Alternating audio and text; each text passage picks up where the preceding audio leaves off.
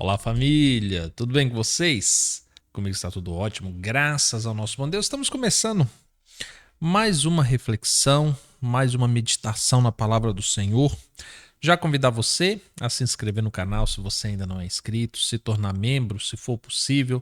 Eu estou deixando todos os vídeos aqui, esse QR Code, para você que deseja, que sente a vontade de talvez ajudar algum projeto bacana que é revertido para ajudar outras pessoas.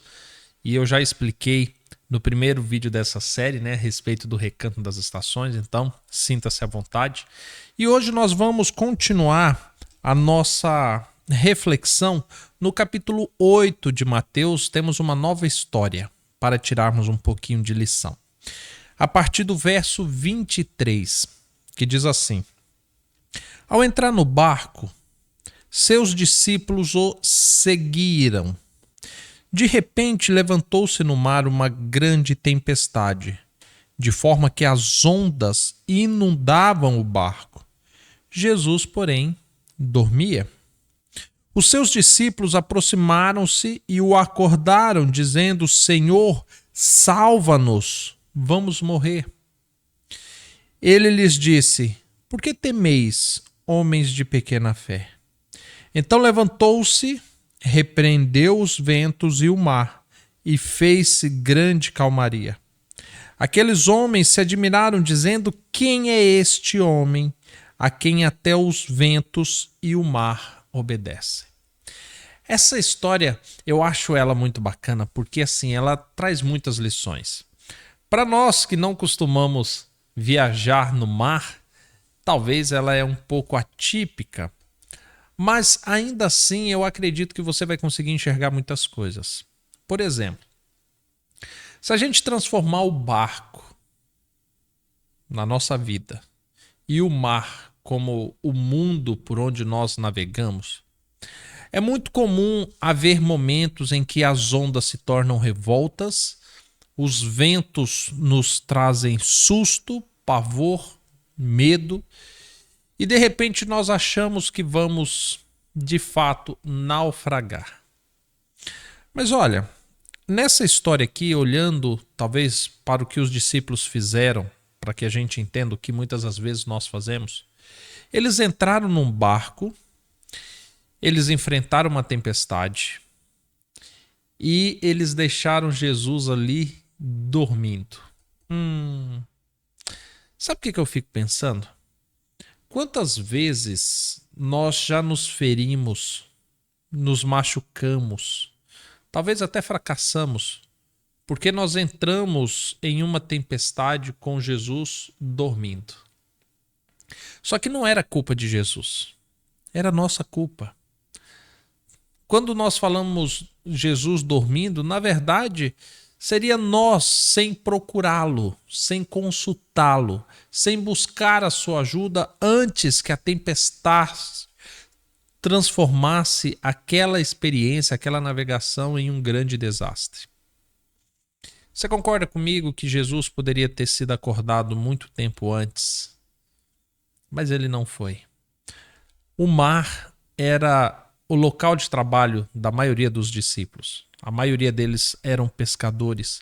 Eles conheciam o mar. Naquilo que eles achavam ser fortes, eles foram tocando sem procurar a Cristo, sem consultar a Cristo. E sabe, os maiores fracassos que nós temos na nossa vida não é naquilo que somos inexperientes, mas é naquilo que nós mais dominamos. É naquilo que nós achamos que a força do nosso braço será mais do que suficiente para que a gente resolva o problema, para que a gente resolva a situação. E é aí que nós fracassamos. Porque quando eu começo a achar que eu sou muito forte, que eu sou muito inteligente, que eu sou muito poderoso, é ali que se demonstra a minha fraqueza. Os discípulos estavam no local onde eles eram mais seguros. E era ali que eles iriam naufragar. Em um outro ponto da história, nós podemos também tirar a seguinte lição.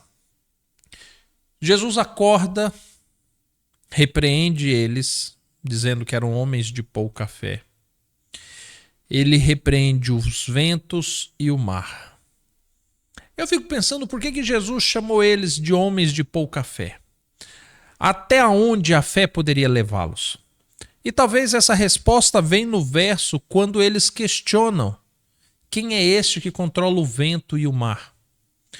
Quando nós nos tornamos cristãos e recebemos o Espírito Santo, poder vem acompanhado de tudo isso. O cristão, ele tem poder a partir do nome de Cristo. E de repente, subsidiado pela fé, esse poder é capaz de controlar os ventos, os mares, a chuva, tudo. Isso é capaz. Ou seja, é dado esse poder ao ser humano. E agora, quando nós recorremos a esse poder, a história é totalmente diferente. Muitas das vezes os nossos fracassos acontecem porque nós negamos que Jesus tem poder sobre um determinado problema. Nós temos um problema com uma forte tempestade porque nós negamos o fato de que Jesus tem poder sobre a tempestade. Nós muitas das vezes passamos anos lutando contra uma doença porque nós negamos o fato de que Jesus tem poder sobre a doença. Às vezes lidamos com mágoas entre irmãos, entre marido e mulher, entre parentes, por anos, porque negamos que Jesus tem poder sobre as mágoas.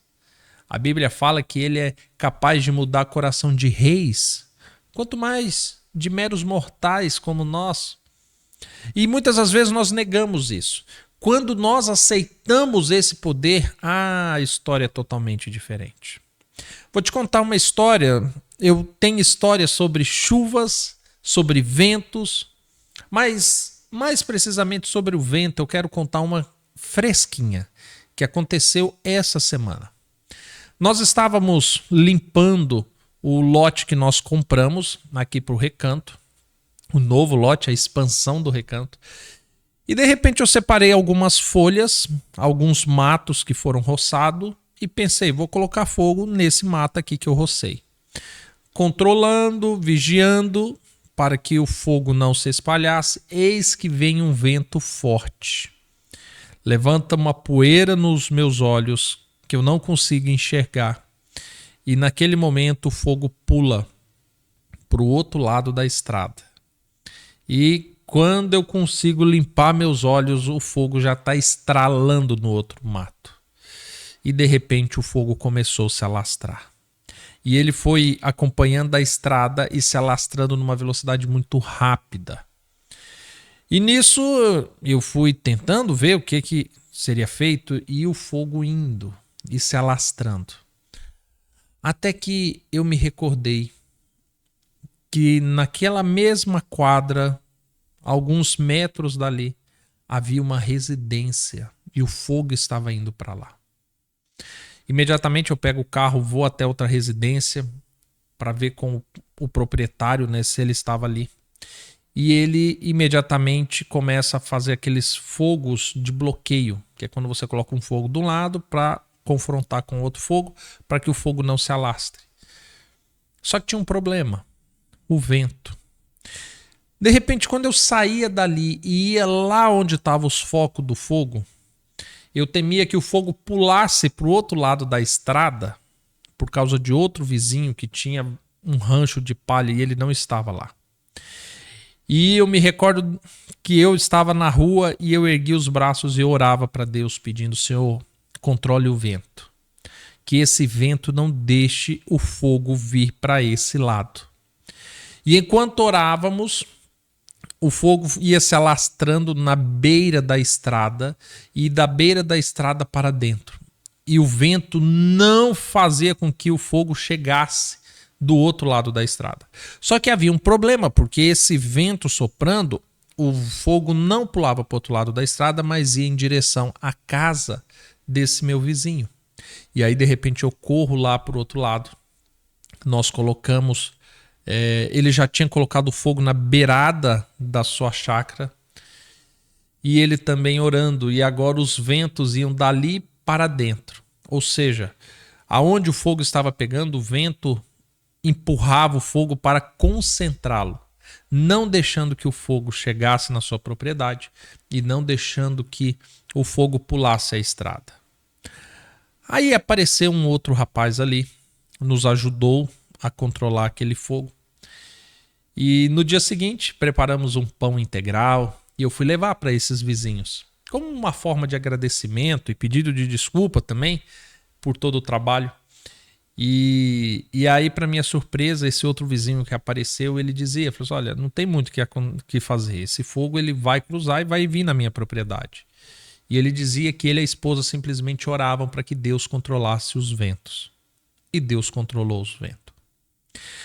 Quando nós entendemos o que é o poder de Cristo e o que ele é capaz de fazer, a gente experimenta o cristianismo de outra forma.